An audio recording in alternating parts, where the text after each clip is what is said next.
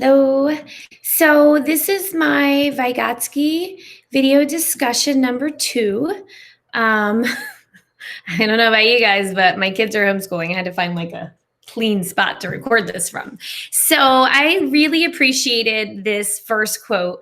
A child's greatest achievements are possible in play. Achievements that tomorrow will become her basic level of real action and morality. Vygotsky and Cole. So I just thought, wow, that is so true. We always say, how we are building up children. It's better to build up children than repair adults. So really love that quote. I'm so happy that I found it in these readings. So Vygotsky and our social constructivist theory, obviously we're looking at a child's environment, their age, their culture, and life experiences before we're drawing any conclusions about their development, which I'm a firm believer in. So what I found was interesting in reading Vygotsky's work was that a lot of the work done previous to him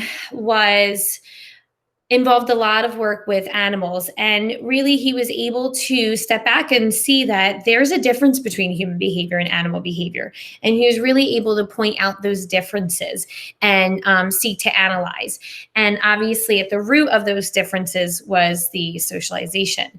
So looking through the 4 general stages, now he didn't state that there was a strict progression of development, but these are the typical stages that we saw throughout his work. The primitive stage where there's thought and there's language and they're separate, but we start to build upon that socialization with a sensitive caregiver. When we look at, a baby who needs their caregiver to respond to their needs, and typically that sensitive caregiver is going to respond with, "Oh, are you thirsty? Would you like a cup? Would you like a bottle? Would you like milk?" So having that interaction with a child and really being sensitive to building that child up. And then we look at the practical intelligence, where we start to see children using language to develop their logic and their problem-solving activities. And that interaction with another adult is where they start to build those problem-solving skills. And then in the 3rd stage, the child is able to self-regulate and plan activities. And when they speak, there's not always an audience that's required, which leads then into the 4th stage of the internalization of problem solving and that internal speech. So here goes my dog. So looking at the view of knowledge, what children know, I tried to break it into these 3 arenas. So we look at the social aspect. Children are born with the basics of cognition. And then once their speech starts to develop, a child is able to master what surrounds them before their own behavior. So when children are looking at what's surrounding them, labeling is one of the primary functions of speech for a young child. This is a cup, that's a pencil, there's a pen. And then their language and perception start to link very early. So they start to see the world not just in color and shape, but they sense meaning from it. The example that was given in the book was the example of a clock. It's white and it's black, but it represents a clock.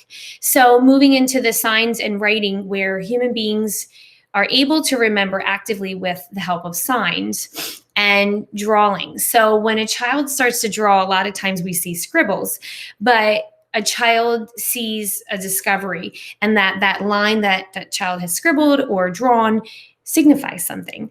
So later in the text, I know that it's mentioned that the development being where children scribble and they draw, and then they say, "Hey, look, I've created a car."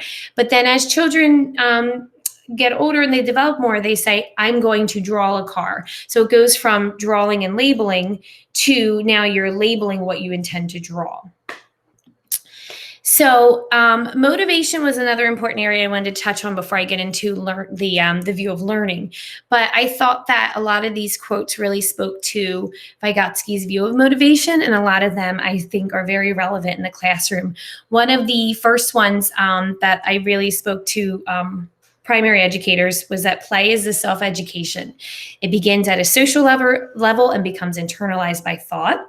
And over here, the one under the thumbs up, once a child masters a word or a concept, learning is not complete. It's not done. It's just begun. So I felt like those were really motivating things, motivating quotes from the readings that I thought were interesting to point out. Going into learning, I thought that a lot of what we read, a lot of what Vygotsky presented, gave a lot to consider as a teacher. So, and as a parent, looking at learning beginning way before a child attends school. So, from the first day of life, a child is learning, and that learning is directly related to a child's development. So, you're not learning and developing. Learning and development are equal measure, and they work parallel. So going a little deeper into the view of learning, learning occurs through the socialization. So you can see child development as a result of an interaction between a child and the more able-bodied adult. Going back again to that sensitive caregiver. From that social environment, we see the speech start to emerge. It emerges initially as an interaction between, again, that child and the more able adult, and then egocentric speech related to social speech, which is what children typically get from an adult. So when we start to see children with problem-solving skills, they present with a problem, and if there's no adult response, a children will turn to social speech to ask, and then they'll also use that social speech and turn it inward for the egocentric speech to organize their own problem-solving activities. Looking then next at the next column into signs. So signs aren't anything that is universal. Signs are self-generated, and they've been created culturally and have different meanings depending on different cultures, specifically socially developing, specifically when you look at social development. So when we're looking at cognitive activity, it's not limited to just using those signs. You're looking also at gestures and then linking gestures and written language, even in the form of games. There were so many implications for teaching. I tried to condense it into just a few statements from the book, and then I tried to really pull out those important words with the bold print here. So when we see a child who asks a question, typically it's that child has a plan but can't perform the operations necessary to complete it. So looking at the child and how they pay attention to things, going back to using animals to study child development. An ape would have to see a stick in order to pay attention, but the child has to pay attention to see the stick. So I thought that was an interesting way of looking at animals versus humans. And then again, we're right back to that socialization where first we see the child developing through external means, and then we see that the inner operations develop. So moving into the zone of proximal development.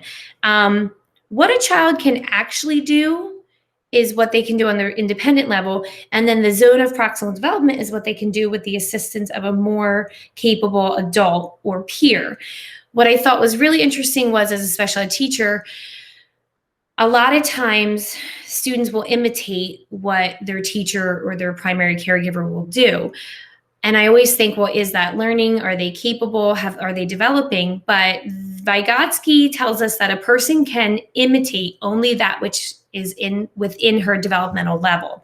So while a child is imitating, they can imitate within that zone of proximal development where they're going beyond what they can do independently, but that imitation is still there. And interesting, I think we could all agree, a preschool child can do more than he can understand, and including making those basic discoveries that, yes, I can draw things, I can draw scribbles, but I can also draw speech, I can draw words. And keeping in mind, like what Vygotsky keeps in mind Montessori's theory that reading and writing have to be necessary. So yes, reading and writing are a part of play, but they should really be necessary and have meaning in language. So I kind of covered the zone of proximal development being the distance between the actual development and then what a child can do with adult guidance or collaborating with more capable peers. So just to kind of wrap things up, some notes, quotes, and thoughts. Play is not a predominant feature in childhood, but is a leading factor in development. And I think really connecting play with development is a really It's a good way for teachers to understand that play is important and that we need that. And I thought this was an interesting quote: "A child's greatest self-control occurs in play."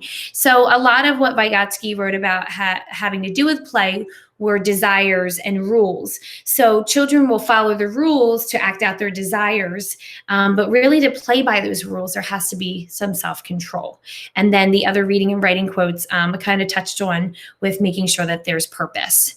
And then I'm just going to end on this: every function in the child's cultural development appears twice, first socially and later individually. So I think that as we look at child development, that's really important to remember, just always going back to what their social experience was from the very beginning.